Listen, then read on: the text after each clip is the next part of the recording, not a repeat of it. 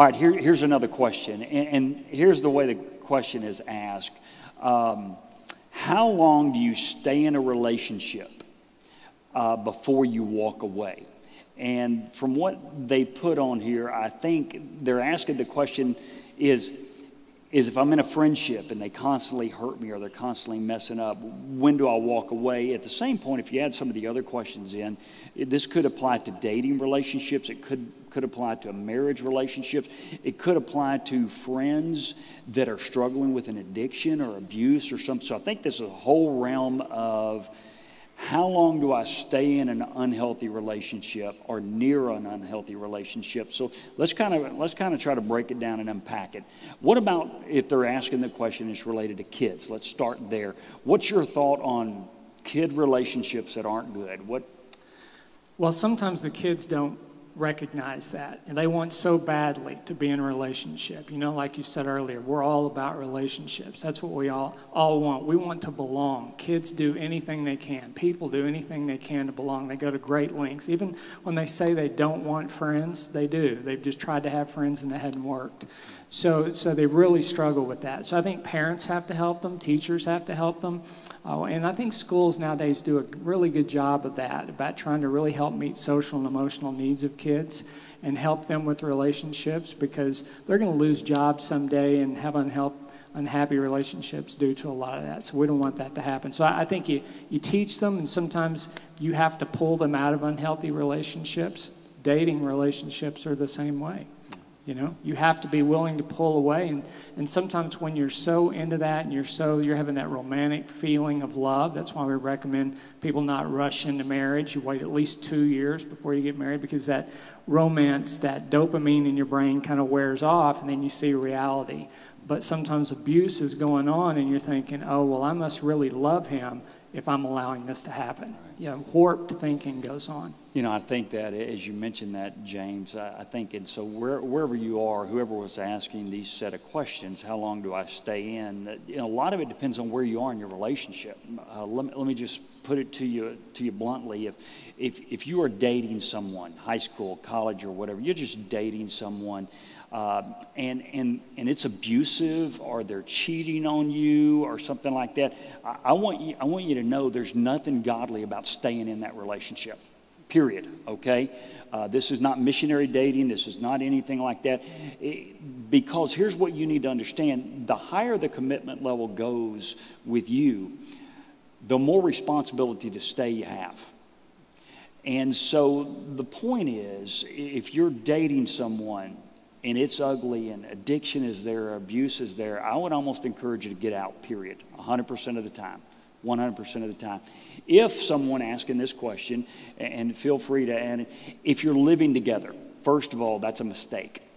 Read any study out there, that is a mistake to live together. But if you are living together, guess what? Now you've signed a lease together, and you've got money together, and people know you're living together. So guess what? Your pressure is up. But if you are living together but you're not yet married, and there's abuse or there's addiction or there's infidelity, you need to be out.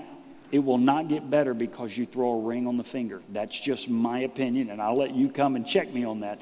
The third level, if you are married, okay, that's the highest conceivable level of commitment. Man, that's why, as James said a few minutes ago, don't walk the aisle if you're not certain.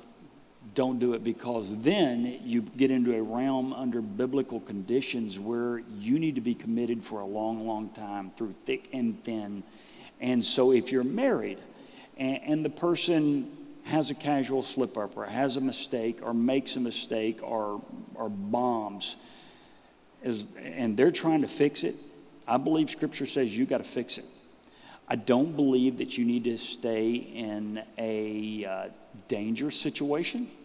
I want to be real clear about that. If you feel like your life is at danger, or if someone's being abusive or beating you up.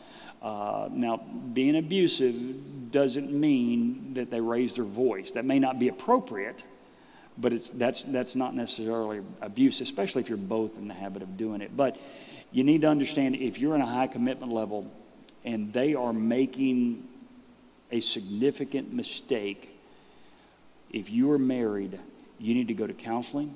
You need to do everything you can to fix it before you just push the eject button. Regardless of what social media, regardless of what your friends say, I believe you're in to try to stay in. Do you have any thoughts, and maybe you can elaborate on what you've seen in the office? I'm just totally with you on what you just said. I think you have to protect yourself at all costs, and not put yourself in harm's way. But what I've seen a lot of times too is when couples come in and they say, this situation is awful. Now some situations are awful, and we have to go to shelters and so there's a lot of that out there, unfortunately. But then there are also some cases where they come in and say, this situation is unfixable. And my response is, I don't believe that. I think situations through Christ is fixable. And I've seen people go through horrible situations where they'll just renew their lives to each other, they'll recommit, and everything's fine. And there might have been infidelity, there's awful things going on. I've seen other people, get divorced because you keep parking too far over in the driveway, And so in that case, I think you have to, first of all, you have to recommit yourself to Christ and allow, because you can't do this on your own. You have to have that grace that you talked about earlier. And a lot of times what I see is people pull away from God instead of to God in that situation, which is the worst thing that they could do because they can't do this on their own. Right. So I think in summary, how long you stay depends on the commitment level.